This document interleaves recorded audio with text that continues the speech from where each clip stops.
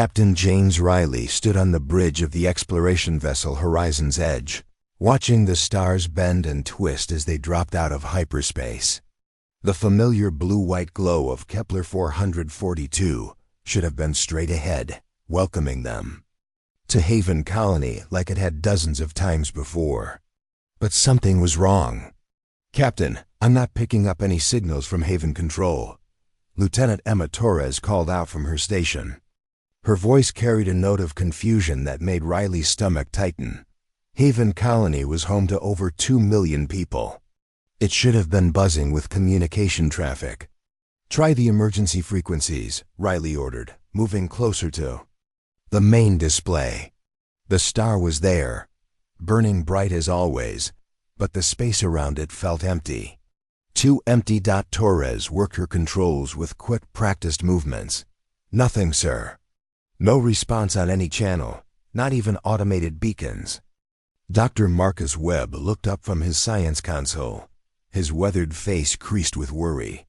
"Captain, I'm reading some unusual energy signatures from the planet's direction. Something's not right down there." Riley felt ice forming in his chest. He had delivered supplies to Haven Colony just 6 months ago. The agricultural world was one of humanity's most successful settlements, turning the planet's rich soil into food for a dozen other colonies. The people there were farmers, teachers, engineers, families building a new life among the stars. "Take us in closer," he said. Full sensor sweep. The Horizon's Edge moved toward the inner system, her powerful engines pushing them past the orbit of the gas giant that served as Haven's outer guardian. As they approached the planet, the sensors began painting a picture that made no sense. "Captain," Torres whispered, her face pale. "The planet... it's not showing any life signs." Riley stared at the display. Where Haven Colony should have been green and blue, covered with vast farms and growing cities, there was only brown and gray. The continents looked wrong, like someone had taken a blowtorch to the entire world. "Magnify the surface scans," he ordered. The image that appeared on the main screen made several crew members gasp. The planet's surface was covered in glass. Smooth, dark glass that reflected the system's star like a broken mirror. Here and there, twisted metal structures poked up from the crystallized ground like the bones of some massive creature. "Dear God," Webb breathed. "The entire surface has been melted and reformed. The heat required to do this. It would have vaporized everything." Riley's hands clenched into fists. "How many people were down there, Torres?" "Last census showed 2.3 million. "Sir, plus about 500,000 in the orbital stations and mining platforms." "And the orbital infrastructure?" Torres checked her readings again, hoping she had made a mistake. "Gone, sir. Everything. The space elevators, the processing stations, even the navigation satellites. It's like they were never there." Riley walked to the forward viewport and stared down at what had once been humanity's jewel colony. Somewhere in that glass wasteland were the remains of people he had known. Captain Sarah Chun, who ran the orbital port. Engineer Mike Foster, who always complained about the food synthesizers. Thousands of children who had been born under Haven's gentle sun. "Captain," Webb called out, his voice tight with scientific curiosity and growing horror. "I'm detecting residual radiation patterns. These energy signatures don't match anything in our weapons database.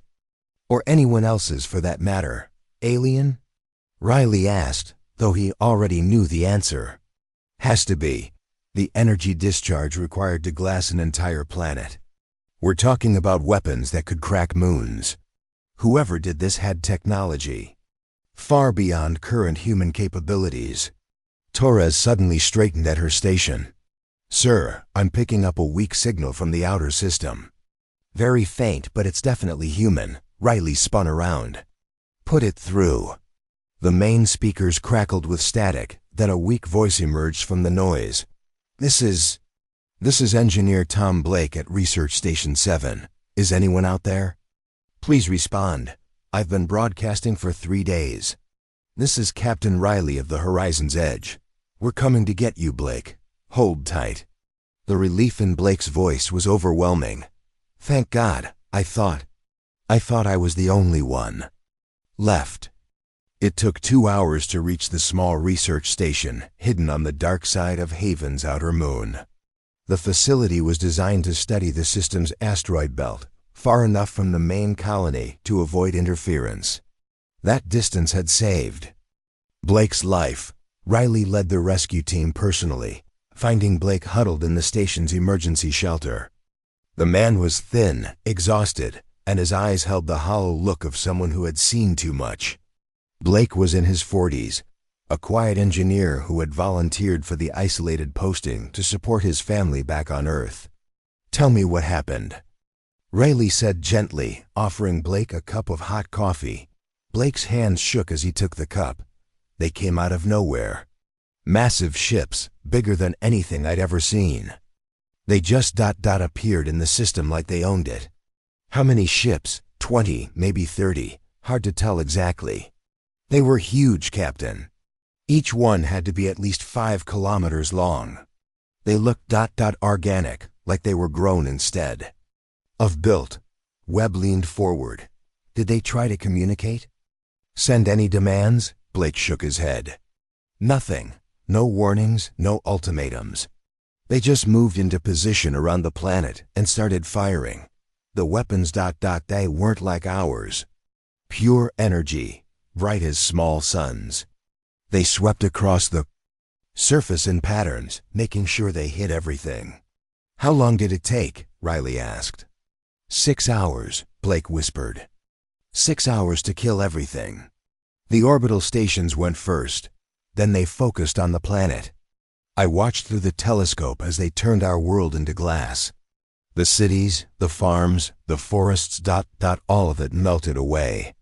Torres spoke up from the corner where she was downloading the station's sensor logs. "What happened after they finished?" "They left. Just like that. Finished their work and jumped back into hyperspace. Didn't even bother to check for survivors or salvage anything. It was like we were just obstacles to be removed." Rayleigh felt rage building in his chest, hot and pure. "Did you get any recordings of their ships? Any data we can use to track them?" Blake nodded weakly. "Everything's in the station's memory. Banks, ship configurations, energy signatures, course headings. I kept recording even when I wanted to run and hide." Dr. Webb was already analyzing the data on his portable scanner. "Captain, these energy patterns are unlike anything we've encountered, but they're consistent. Whoever these aliens are, they have a very specific weapon signature. We could track it." Riley looked back at Blake. "Is there anything else? Anything that might tell us why they did this?" Blake was quiet for a long moment, staring into his coffee. When he spoke, his voice was barely above a whisper. "I heard something on the communications before everything went dead. Dr. Peterson at the university was trying to contact the ships. He was asking why they were attacking, begging them to stop. Did they respond? Just once. A single transmission. It wasn't in any language I recognized, but the computer tried to translate it. 3 words, expansion must end." The rescue team fell silent. Those 3 words carried a weight that chilled everyone in the room. This hadn't been a random attack or a territorial dispute. It had been a deliberate act of extermination. Riley stood up, his decision already made. "Blake, you're coming with us back to Earth. Command needs to hear this directly." As the Horizon's Edge prepared to leave the Haven system, Riley took one last look at the planet that had once been home to millions of humans. The glass surface reflected starlight like a massive grave marker. Somewhere in that crystallized wasteland lay the dreams and hopes of an entire world, but the aliens had made one critical mistake. They had left a witness, and now humanity would know exactly what had been done to their people. The journey back to Earth would take 3 weeks. 3 weeks for the news to spread, for the anger to build, for the military to prepare. The aliens thought they had ended human expansion in this sector, They had no idea what they had just started. The news hit Earth like a shockwave. Within hours of the horizon's edge transmitting its report, every major news network was broadcasting images of Haven Colony's glass surface. The footage of the crystallized planet spread across human space. Faster than wildfire. Families of colonists gathered around screens, hoping against hope that their loved ones had somehow survived. But the truth was clear and brutal. 2.3 million humans had been murdered without warning or mercy. President David Kane stood before the emergency session of the Terran Defense Council, his usually calm face tight with controlled anger. The chamber was packed with representatives from every human colony, their voices rising in demands for action. Admiral Lisa Hayes, head of the Solar Fleet, sat at the main table with a stack of preliminary reports in front of her. "The evidence is clear," President Kane said, his voice cutting through the noise. "An unknown alien force has committed an act of genocide against our people. They destroyed Haven Colony not for territory, not for resources, but simply to stop human expansion. This cannot and will not stand." Admiral Hayes activated the holographic display above the table. The image of Haven Colony's glass surface rotated slowly, each detail a reminder of the price of being unprepared. "We've analyzed Engineer Blake's recordings and the sensor data from the attack. The alien vessels used weapons we've never seen before, plasma-based energy cannons that could melt continents." Dr. Marcus Webb stepped forward to address the council. He had barely slept during the journey back to Earth, working around the clock to understand the alien technology. "The energy signatures left behind tell us several important things. First, these weapons require massive power sources. The aliens aren't using small fighters. They're deploying capital ships of enormous size. Second, the energy pattern leaves a distinct trail through hyperspace." A representative from the Mars colony stood up. "Are you saying we can track them?" "Yes," Webb replied.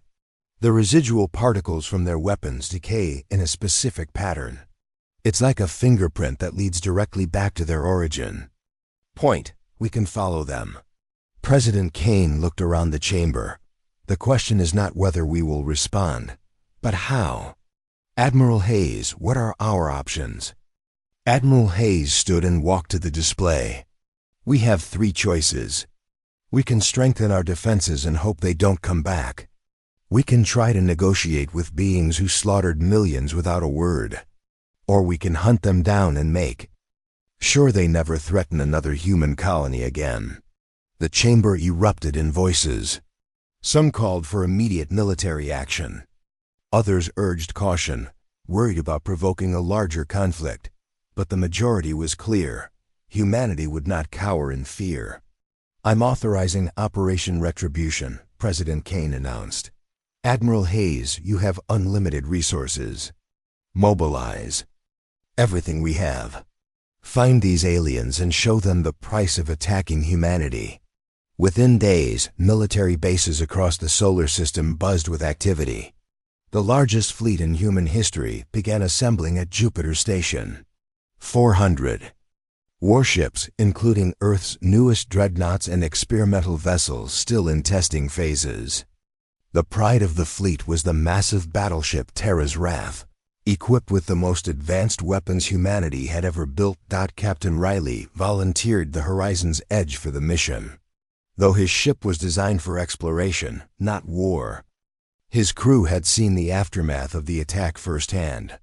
They deserved to be part of the response. Dr. Webb worked with teams of scientists to analyze every piece of alien technology they could find in the Haven system. The data painted a picture of a highly advanced but not invincible enemy. The alien ships used organic materials combined with metallic hulls. Their weapons were powerful, but seemed to require time to recharge between shots. Most importantly, they relied on specific mineral compounds that could be detected at long range. "They're not gods," Webb reported to Admiral Hayes during a strategy briefing. "They're advanced, yes, but they follow the same physical laws we do. Their ships are big, but that makes them slow to maneuver. Their weapons are devastating, but they have limited range. We can beat them if we're smart about it. The trail led toward the Arcturus sector, a region of space that human explorers had barely touched. Long-range scouts reported unusual energy. Readings from multiple star systems in that direction. The aliens were moving between systems, but their massive ships left traces that skilled sensor operators could follow. Admiral Hayes divided Task Force Retribution into 3 battle groups. The main force would engage the alien fleet directly. Fast attack squadrons would hit their flanks and prevent escape. The command group, including the Horizon's Edge, would coordinate the battle and gather intelligence on alien tactics. 3 weeks after leaving Earth, the fleet made contact near the dead system of Wolf 359. The aliens were there, their organic-looking vessels moving information around a barren planet. Up close, the enemy ships were even more impressive than Blake had described. Each vessel was a work of alien art, with flowing curves and surfaces that seemed to pulse with inner light. 32 ships confirmed, Torres reported from her station. Aboard the Horizon's Edge. Largest vessels measure over 6 kilometers in length. They're definitely the same design as the ships that hit Haven. Admiral Hayes opened fleet communications. All units, this is Admiral Hayes. Today we make these. Aliens pay for what they did to our people. Remember Haven Colony. Remember why we're here, for humanity. The battle began when the aliens detected the human fleet. Without warning or attempt at communication, they opened fire with the same devastating energy weapons that had glassed Haven Colony. But this time, humanity was ready. The human ships scattered into attack formations, using their smaller size and greater speed to avoid the alien plasma beams. Earth's newest weapons technology proved its worth as kinetic projectiles and fusion. Missiles found their targets on the organic hulls of the enemy vessels. Captain Riley watched the battle unfold on his screens, seeing human courage and determination clash against alien power. The enemy ships were tough, their strange hulls absorbing damage that would have destroyed human vessels. But they were also slow, unable to match the quick movements of Earth's warships. "Captain," Torres called out, "I'm reading massive internal explosions on the lead alien vessel. Their hull is breaching." The largest enemy ship, a massive creature-like vessel over 7 kilometers long, began venting atmosphere and strange fluids into space. Human torpedoes had found weak points in its organic armor, causing catastrophic damage. One by one, other alien ships began showing similar damage. Dr. Webb monitored the battle from his science station. "Captain, I'm detecting something interesting. When their ships take damage, they release specific chemical signatures. It's like they're bleeding. These ships aren't just organic looking, they're actually alive." The revelation sent chills through the crew. The aliens weren't just using advanced technology, they were using living creatures as weapons of war. Ships that could think, adapt, and feel pain. But even living ships could die. After 4 hours of intense fighting, 12 alien vessels had been destroyed. The remaining ships, damaged and apparently demoralized, began retreating toward the edge of the system. "All units pursue the enemy," Admiral Hayes ordered. "Don't let them escape to warn others." The human fleet gave chase, but the alien ships jumped into hyperspace just as the fastest human vessels came within firing range. 8 enemy ships had escaped, but the message was clear. Humanity could fight back and win. As the fleet regrouped, Dr. Webb made a disturbing discovery while analyzing captured alien technology. The enemy ship computers contained star charts showing dozens of systems, each one marked with symbols that could only mean one thing: targets for extermination. "Admiral," Webb reported over the communication system, "these aliens aren't just random raiders, they're systematic. They have a list of species they plan to wipe out, and humanity is just one of many. This is bigger than we thought." Admiral Hayes studied the alien star charts with growing concern. The enemy had been planning genocide on a galactic scale, moving from species to species like a plague. Haven Colony hadn't been an isolated attack. It had been the opening move in humanity's extinction. "Continue pursuit," she ordered. "We follow them to their source and end this threat permanently." Task Force Retribution pursued the fleeing alien vessels across 3 star systems, following the energy trail left by their organic ships. Each jump brought new discoveries about their enemy. Dr. Webb worked around the clock, analyzing every piece of data they could gather from the alien technology fragments recovered after the battle. "These beings call themselves the Void Hunters," Webb reported to Admiral Hayes during a briefing aboard the flagship Terra's Wrath. "Their ship computers contain historical records going back thousands of years. They're not just conquerors, Admiral, they're exterminators." The holographic display showed images recovered from alien data cores. Ancient civilizations that had once thrived among the stars, now reduced to archaeological ruins and scattered debris fields. Each species had been systematically hunted down and destroyed by the Void Hunters over the centuries. "How many species have they eliminated?" Admiral Hayes asked. "At least 47 that we can confirm," Webb replied grimly. "Possibly more. They keep detailed records of each extermination, like some kind of twisted collection. They view themselves as gardeners, removing what they call expansion species to prevent overcrowding in the galaxy." Captain Riley studied the alien records with growing anger. Each entry showed the same pattern: first contact, evaluation of the species' expansion potential, then complete genocide. The Void Hunters left no survivors, no negotiations, no mercy. They simply erased entire civilizations from existence. "What makes a species worth exterminating in their view?" Riley asked. "Any species that shows rapid population growth and the ability to colonize multiple worlds," Webb explained. "They see it as a disease that must be stopped before it spreads. Humanity's expansion over the past century has marked us as a primary target." The trail led them to the Rigel system, where long-range sensors detected a massive alien installation on the 4th planet. The world was barren and lifeless, but it pulsed with energy signatures that matched Void Hunter technology. Admiral Hayes ordered the fleet to approach carefully. "It's some kind of processing facility," Torres reported from the horizon's edge. As they moved closer to the planet, "The energy output is enormous. And Captain, I'm reading artificial structures across the entire surface." The planet came into view on the main display, and the sight made several crew members gasp in horror. The surface was covered with massive geometric structures that stretched from pole to pole. Dark metal towers rose into the thin atmosphere, connected by bridges and tubes that formed a web across the continents.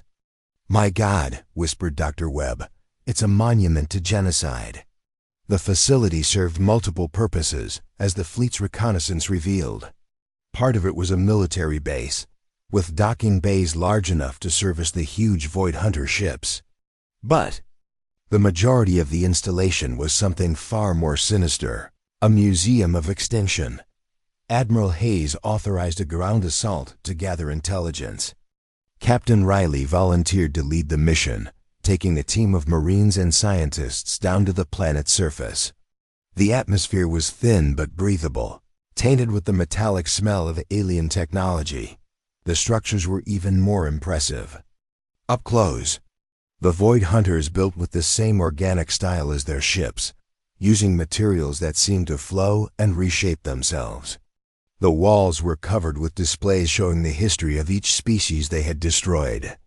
"Captain, you need to see this," called Sergeant Kate Miller, the Marine team leader. She had found an entrance to one of the larger structures, its doors marked with symbols that the translation computers recognized as warnings. Inside, the team discovered vast halls filled with artifacts from dead civilizations. Weapons, art, technology, and cultural items from dozens of species, all carefully preserved as trophies. Each hall was dedicated to a different extinct race, with holographic displays showing their worlds before and after the Void Hunter's visit. "This is sick," muttered Dr. Webb as he recorded everything with his scanner. "They're proud of what they've done. Each genocide is a victory to be celebrated." Riley led the team deeper into the facility, following signs that indicated data storage areas. They needed to find the location of the Void Hunter's home system, and this base might contain that information. The corridors were wide and tall, built for creatures much larger than humans. They found what they were looking for in a central chamber filled with crystalline data cores. The alien computers were still active, their organic processors working constantly to maintain the facility systems. Dr. Webb connected his portable equipment to the alien network and began downloading everything he could. "Got it," he said after several tense minutes. "Star charts, fleet movements, strategic planning documents. And Captain, I found their home system." The data showed a binary star system called Vega Prime, located deep in Void Hunter space. 3 inhabited worlds orbited the twin stars, each one teeming with billions of the alien exterminators. The system was heavily defended by orbital weapons platforms and patrol fleets, but the most disturbing discovery was still to come. Buried in the strategic files, Dr. Webb found the Void Hunter's ultimate plan for dealing with humanity. "They're not just planning to eliminate our colonies," he reported over the communication system. "They want to harvest our entire solar system. After they finish killing every human, they plan to use our sun as fuel for their world ships." Riley felt cold fury building in his chest. These aliens didn't just want to kill humanity. They wanted to consume everything humans had ever built or loved. Earth itself would be stripped of resources and left as another dead monument to Void Hunter efficiency. The team continued exploring the facility, finding more evidence of the aliens' systematic approach to genocide. They discovered living quarters designed for multiple species, suggesting that the Void Hunters sometimes kept specimens alive for study before extermination. Laboratory areas contained biological samples and genetic data from hundreds of different life forms. In one chamber, they made contact with their first living Void Hunter. The creature was massive, standing nearly 3 meters tall on 6 legs. Its body was covered in a crystalline exoskeleton that reflected light in complex patterns. Multiple sensory organs clustered around what might have been a head, and it communicated through electromagnetic pulses that the translation equipment could barely interpret. "Why do you destroy other species?" Dr. Webb asked through the translator. The alien's response was immediate and emotionless. "Expansion brings chaos. Order requires limitation. Your kind spreads like infection. We bring cure." "But Haven Colony was peaceful," Riley protested. "They were farmers, not warriors." "All expansion species become warriors eventually," the Void Hunter replied. "Prevention is efficiency. Your kind ends with us." The creature showed no capacity for doubt or negotiation. To the Void Hunters, genocide was simply a necessary function, like pruning a garden or cleaning a house. They saw themselves as maintaining galactic order by preventing overcrowding. Riley ordered the alien to be taken prisoner for further study. But the creature activated some kind of internal device that dissolved its body into harmless organic compounds. Even in captivity, the Void Hunters chose death over providing information to their enemies. The assault team spent 6 hours gathering intelligence from the facility before Admiral Hayes ordered their withdrawal. The base was too large to destroy with conventional weapons, and they needed to preserve the data it contained for further analysis. As the fleet prepared to leave the Rigel system, Dr. Webb compiled his findings into a comprehensive report. The Void Hunters were ancient, patient, and methodical. They had perfected the art of genocide over thousands of years, refining their techniques with each species they eliminated. Admiral, Webb reported during the final briefing. Conventional warfare won't stop them. They're too well defended, too numerous, and too experienced. If we attack their home system with standard tactics, we'll lose most of the fleet and accomplish nothing. Admiral Hayes studied the tactical analysis with growing concern. The Void Hunter home system contained billions of aliens and thousands of their massive ships. A direct assault would be suicide, even with humanity's entire military force. What are alternatives? She asked. Dr. Webb hesitated before answering. There is one option. Our stellar manipulation technology was originally designed for terraforming. But it could be weaponized. We could trigger a controlled supernova in their home system. The bridge fell silent as the implications sank in. They were discussing the complete destruction of an entire star system, along with every living thing in it. It would be genocide on a scale that matched what the Void Hunters had done to other species. How many casualties? Admiral Hayes asked quietly. Based on the population data we recovered, approximately 3 billion Void Hunters would die instantly. The expanding shockwave would sterilize everything within 12 light years of the detonation. Riley thought about the children of Haven Colony, vaporized without warning by these same aliens. They showed no mercy to our people. Why should we show mercy to them? Admiral Hayes looked around the bridge at her officers. Each face reflected the same moral struggle. Humanity had always prided itself on being better than its enemies, on showing mercy even in victory. But the Void Hunters had made it clear that they would never stop, never negotiate, never show restraint in their quest to eliminate expansion species. Prepare the stellar manipulation device, Admiral Hayes ordered. We're going to end this threat permanently. The journey to Vega Prime took 2 months through hyperspace. During those long weeks in the void between stars, the weight of their mission settled heavily on every member of Task Force. Retribution. Admiral Hayes had ordered complete communication silence to avoid detection, leaving the fleet isolated with their thoughts and doubts. Dr. Webb worked around the clock in the research bays of the Terra's Wrath, assembling the stellar manipulation device that would become known as Nova Fist. The weapon used gravitational resonance waves to destabilize a star's core, forcing the fusion process to accelerate beyond safe limits. Once activated, the process was irreversible. The mathematics are terrifying, Webb explained to Captain Riley during one of their private meetings. We're essentially turning the star into a bomb. When Vega Alpha goes supernova, it will trigger the collapse of Vega Beta as well. The energy release will be visible from Earth. Riley studied the technical specifications with growing unease. How long from activation to detonation? 6 hours for the star to reach critical mass. Then the actual supernova happens in minutes. Everything within 12 light years will be sterilized by radiation.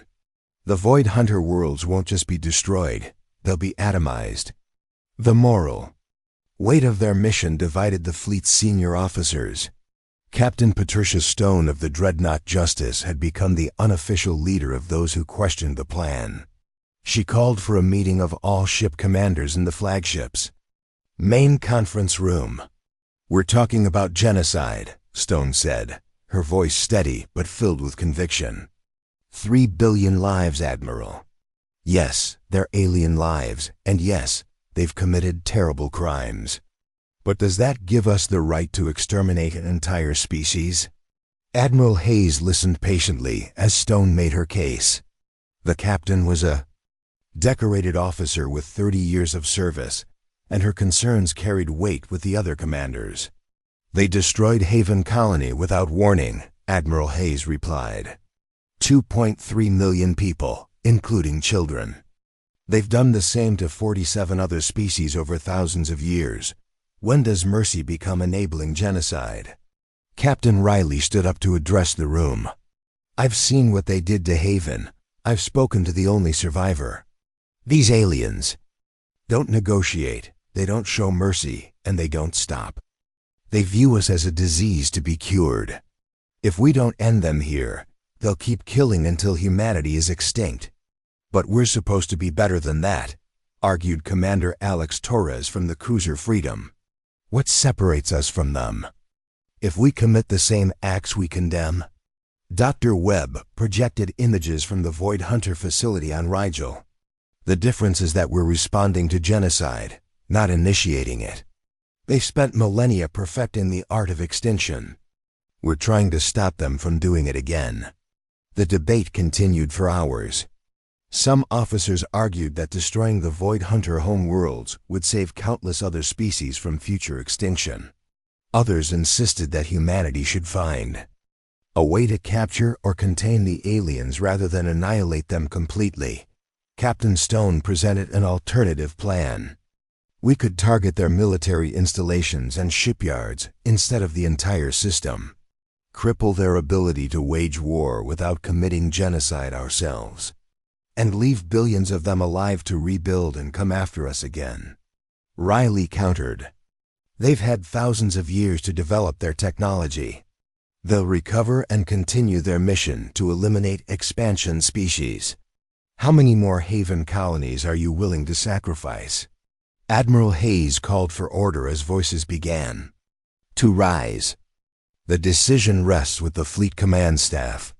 We'll vote, and the result must be unanimous. If we cannot agree, we return to Earth and find another solution. The voting process took place in secret, each officer submitting their choice through encrypted terminals. The question was simple: proceed with Operation Judgment or abort the mission. One by one, the votes were counted. Admiral Hayes announced the result to the assembled commanders. The vote is unanimous. Operation Judgment will proceed. Even Captain Stone had voted to continue, though her face showed the pain of her decision. I pray we're making the right choice, she said quietly. And I pray that history remembers why we felt we had no other option. Task Force Retribution dropped out of hyperspace at the edge of the Vega system, their sensors immediately detecting the massive alien presence. The binary stars burned bright in the distance, surrounded by 3 inhabited worlds that teemed with Void Hunter cities and orbital installations. "Dear God," whispered Lieutenant Torres from her station aboard the Horizon's Edge, "look at the size of their fleet." The enemy naval forces numbered in the thousands. Massive organic ships patrolled the system in complex formations, their biomechanical hulls gleaming in the light of the twin stars. Orbital defense platforms surrounded each planet, bristling with the same plasma weapons that had glassed Haven Colony. "We're outnumbered 50 to 1, reported the tactical officer aboard the flagship. "Their smallest ships are larger than our dreadnoughts." Admiral Hayes studied the tactical display with calm determination. "We're not here to fight a conventional battle. All units, prepare for the diversionary assault. We need to draw their attention away from the primary target." The plan was elegant in its simplicity. The main fleet would engage the Void Hunter forces in the outer system, creating enough chaos to mask the approach of a small strike team. Captain Riley's Horizon's Edge, along with 2 escort vessels, would penetrate the inner system and deliver Nova Fist to Vega Alpha. "Remember," Admiral Hayes broadcast to the fleet, "we're not trying to win this battle. We're buying time for the strike team to complete their mission. Fight hard, but don't take unnecessary risks. In 6 hours, none of this will matter." The battle began as the human fleet launched their attack on the outer perimeter of Void Hunter. Defenses. Hundreds of ships engaged in a deadly dance of plasma beams and kinetic projectiles. The aliens fought with the same methodical efficiency they showed in their genocides, but they were caught off guard by humanity's desperate tactics. Captain Riley watched the main battle unfold on his screens as the Horizon's Edge began its approach to the inner system. The ship had been modified with the best stealth technology humanity possessed, but it was still a dangerous run through enemy-controlled space. "Contact bearing 27 Mark 6, reported the sensor operator. "Void Hunter patrol moving to intercept evasive maneuvers," Riley ordered. "Stay in the shadow of that asteroid field." The three-ship strike team weaved through the debris of ancient impacts, using the rocky cover to avoid detection. Behind them, the main battle raged as human ships traded fire with the massive Void Hunter fleet.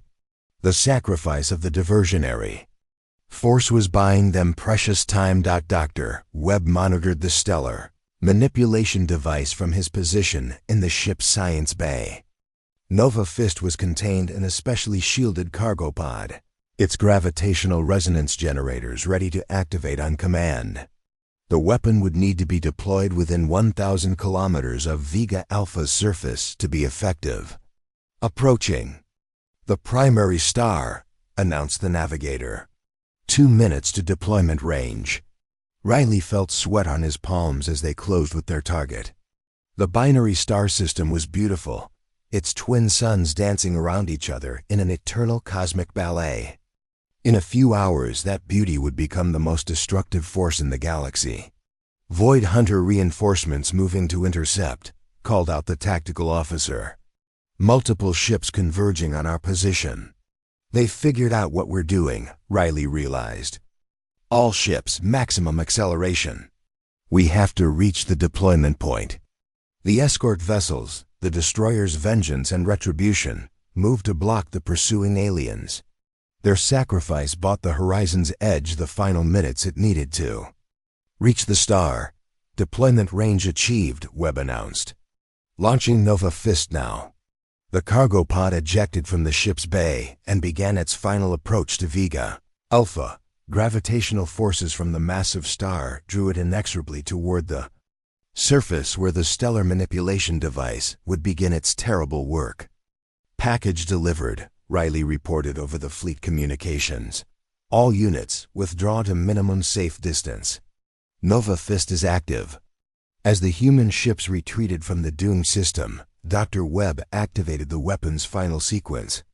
Deep within Vega Alpha's core, gravitational resonance waves began disrupting the delicate balance that kept the star stable. The fusion process started accelerating, building toward the moment when the star would collapse and explode. "Time to detonation. 6 hours," Webb announced to the fleet. Admiral Hayes opened communications to all ships. "Task Force Retribution. We have delivered humanity's judgment upon those who would destroy us. In 6 hours, the Void Hunter threat will be ended forever. Every human who died at Haven Colony will be avenged." The fleet settled in to wait at the edge of the system, watching as the twin stars began showing the first signs of instability. Solar flares erupted from Vega Alpha's surface as the star started its death spiral. On the Void Hunter worlds, billions of aliens looked up at their changing sky and realized that their reign of galactic genocide was about to end. Asterisk. The stellar collapse began exactly as Dr. Webb had calculated. Vega Alpha's surface erupted with massive solar flares as the gravitational resonance waves tore through the star's core. The fusion process spiraled out of control, causing the star's temperature to spike beyond anything in nature. Even from their safe distance, the human fleet could see the changes through their telescopes. "Core temperature rising exponentially," Webb reported from his science station. "The resonance cascade is working perfectly. Vega Alpha will reach critical mass in 4 hours and 37 minutes. Captain Riley watched the display showing the doomed star system. On the 3 Void Hunter worlds, billions of aliens were experiencing their final hours. The same creatures who had methodically exterminated 47 species were now facing their own extinction. He tried to feel satisfaction, but only found a hollow emptiness. The Void Hunter fleet had abandoned all efforts to attack the retreating human ships. Instead, they were desperately trying to evacuate their home worlds. Thousands of their massive organic vessels launched from the planet's surfaces, packed with refugees fleeing the approaching stellar disaster. "They're running," observed Lieutenant Torres from her sensor station. "Every ship they have is trying to escape the system." Admiral Hayes studied the tactical display, showing the alien evacuation efforts. Most of the Void Hunter ships were too slow to reach safe distance before the supernova. Their technology was advanced, but they had never needed to evacuate entire worlds in a matter of hours. Some of them might escape, she said quietly. The faster ships could reach hyperspace in time. Dr. Webb checked his calculations again. Maybe 10% of their fleet will get away. But the worlds themselves, and 90% of their population, won't make it out in time. As the hours passed, the twin stars became increasingly unstable. Vega Beta, the smaller companion star, began showing signs of distress as its larger partner's gravity field fluctuated wildly. The binary system that had existed for millions of years was tearing itself apart. Captain Riley found himself thinking about engineer Tom Blake, the sole survivor of Haven Colony. Blake was back on Earth now, trying to rebuild his life after losing everything he had ever known. Would this act of revenge bring him peace, or would it simply add to his nightmares? "Captain," Torres called out, "I'm detecting some kind of transmission from the planet's surfaces. It's being broadcast on multiple frequencies." "Put it through the translators," Riley ordered. The message that came through the speakers was unlike anything they had heard from the Void Hunters before. Instead of the cold, emotionless communication they had grown accustomed to, this transmission carried something that might have been fear. "We acknowledge our actions against expansion species," the alien voice said through the translation system. "We understand your response. Our young ones do not comprehend the necessity of culling. They have not seen the chaos of unchecked growth. Perhaps there was another way." The transmission continued for several minutes, with different Void Hunter voices speaking about their civilization's history. They had once been an expansion species themselves, spreading across multiple worlds until resource wars nearly destroyed them. Their ancestors had developed the philosophy of controlled genocide as a solution to galactic overcrowding.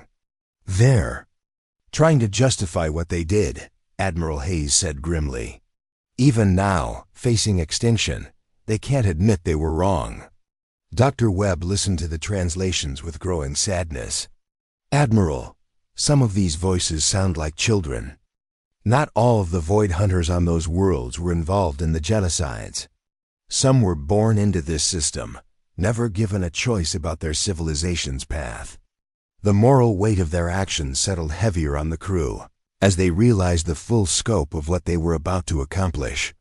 3 billion lives would end when the stars exploded, including countless individuals who had never participated in the slaughter of other species. "It's too late to stop it now," Admiral Hayes said, her voice heavy with the burden of command. "Even if we wanted to, the stellar collapse can't be reversed. We made our choice when we voted to proceed." Captain Stone's voice came over the fleet communications from the Justice. "Admiral, I'm reading massive seismic activity on all 3 Void Hunter worlds. The gravitational changes are already affecting their planets. The inhabited worlds were experiencing catastrophic earthquakes as Vega Alpha's changing mass disrupted their orbital mechanics. Cities that had stood for thousands of years crumbled as tidal forces beyond imagination tore through the planet's crust. The Void Hunters were dying even before the supernova arrived. "Time to critical mass, 37 minutes, Dr. Webb announced. Human fleet had withdrawn to what they calculated was minimum safe distance, but everyone knew that facing a supernova was an inexact science. The expanding shockwave would travel at significant fractions of light speed, carrying enough energy to sterilize entire solar systems. Riley opened communications to Engineer Blake back on Earth. The transmission would take weeks to reach home, but he needed to say the words. "Tom, this is Captain Riley. We found them. We found the aliens who destroyed Haven Colony. In 37 minutes, they'll be gone forever. Every last one of them. Your family has been avenged." As the final minutes counted down, the Void Hunter evacuation became increasingly desperate. Ships collided with each other in their haste to escape. Some vessels suffered catastrophic failures as their organic hulls couldn't handle the stress of maximum acceleration. The aliens who had methodically planned the extinction of other species were dying in chaos and terror. Critical mass achieved, Webb reported. Vega Alpha is beginning core collapse. The star's death was visible even from their distant position. The massive ball of gas and plasma contracted rapidly as gravity overcame the fusion forces that had sustained it for eons. For a moment that seemed to last forever, Vega Alpha became a point of impossible density and temperature. Then it exploded. The supernova erupted with the force of 1 billion hydrogen bombs detonating every second. Light brighter than a galaxy burst from the collapsing star, followed by waves of radiation and superheated plasma. The shockwave expanded at 20% of light speed, vaporizing everything in its path. Vega Beta, caught in the gravitational chaos of its companion's death, began its own catastrophic collapse. The second star exploded moments after the first, creating a double supernova that lit up the entire sector of space. The 3 Void Hunter worlds disappeared in milliseconds, their billions of inhabitants vaporized before they could even realize what was happening. The evacuation fleet was caught in the expanding shockwave, their organic ships offering no protection against stellar fire. Ancient cities, vast museums of genocide, and the accumulated knowledge of a species that had existed for millennia were reduced to fundamental particles. When the initial blast faded, nothing remained of the Vega system except expanding clouds of ionized gas and 2 rapidly spinning neutron stars. The Void Hunters, who had spent thousands of years perfecting the art of extinction, had been extinct themselves in less than 10 minutes. Admiral Hayes stood on the bridge of the Terras, wrath, watching the aftermath of humanity's ultimate weapon. The double supernova was already fading, but its light would be visible from Earth for years to come. Future generations would look up at the night sky and see the star that humanity had destroyed in the name of justice. Task Force Retribution. This is Admiral Hayes, she broadcast to the fleet. Operation Judgment is complete. The Void Hunter threat has been permanently eliminated. We are returning to Earth. The journey home took 6 weeks. During that time, the crew processed what they had accomplished. They had committed genocide to prevent genocide, destroyed an entire star system to protect human colonies. History would judge whether their actions were justified, but there was no doubt about the result. Humanity was safe from the Void Hunters forever. Captain Riley spent the return journey writing his report, trying to capture the weight of what they had witnessed. How do you describe the death of 3 billion beings? How do you explain the decision to extinguish an entire species? The words felt inadequate against the magnitude of their actions. When Earth finally appeared on their screens, the planet looked different somehow. Smaller, more precious, more fragile. They had seen what happened when species expanded too far, too fast, without consideration for others. But they had also seen what happened when expansion was met with systematic extinction. The fleet was welcomed home as heroes, but the celebration felt hollow to many of the crew. They had avenged Haven Colony and protected humanity from future attacks, but the cost had been almost unimaginable. 3 billion lives, an entire civilization, a star system that had existed since the galaxy was young. Admiral Hayes delivered her final report to President Kane and the Terran Defense Council. The Void Hunter threat has been eliminated, she said simply. They will never threaten another human colony. But sir, we've crossed a line that we can never uncross. We've proven that humanity will destroy entire star systems to protect our own. The galaxy will remember that. President Kane nodded gravely. And perhaps that's exactly what we need them to remember, Admiral. That humanity may seem peaceful, but we will answer genocide with extinction. In the weeks that followed, deep space monitoring stations detected new alien signals from unexplored sectors of the galaxy. Other species had observed the destruction of the Vega system and drawn their own conclusions about humanity's capabilities and resolve. Some aliens sent messages of congratulation, praising humanity for eliminating a species that had terrorized the galaxy for millennia. Others transmitted warnings, concerned about a species capable of weaponizing stars. Most simply watched and waited, uncertain whether humanity was a potential ally or the next threat to galactic peace. Captain Riley returned to the Haven Colony Memorial on Luna, where the names of 2.3 million victims were carved in black stone. He placed a small container at the base of the memorial, filled with matter from the Vega supernova, transformed by stellar fire into something new and strange. "They're gone," he said quietly to the names on the wall. "All of them. No Void Hunter will ever threaten another human family." As humanity continued its expansion among the stars, protected now by the Solar Fleet's ultimate weapons, the galaxy watched with new respect and fear. The species that had destroyed an entire star system in the name of justice would not hesitate to do so again if threatened. The Vega incident, as historians would later call it, became the foundation of human military doctrine. Attack one human world and watch your star burn out forever.